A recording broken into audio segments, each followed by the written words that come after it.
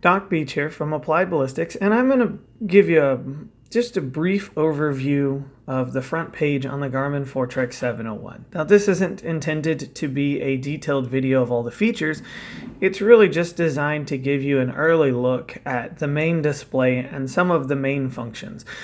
So what we have first here is we have our basic information, our elevation, wind 1 and wind 2, the range, direction of fire. Here's wind 1 is 0, wind 2, and the direction of the wind. We also, however, do have a rifle profile name, target name. We have some ballistic information that gets displayed on the pages, and this is all customizable. So if I wanted to, I could go to change fields and I can highlight any one of these fields and change that data to anything I'd like it to be. This also serves as a really cool function because it tells you what's turned on and off. For instance, you can see we've got Coriolis here, but if I were to actually go into the settings and change Coriolis to off, now we can see that Coriolis is off. And that's really cool because you'll see the firing solution change as well. And if I know my firing solution doesn't seem to be lining up correctly or it's missing something, I can pretty quickly see, oh look, I've got Coriolis on or off.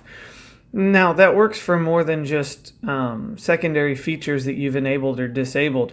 It also works for moving targets. If I accidentally were to have left a moving target on, then you would see information here in the lead field. Also, something is that these are easily and quickly editable. So one of the ways that you can change this is if I go to my targets, and we have a bunch of different targets.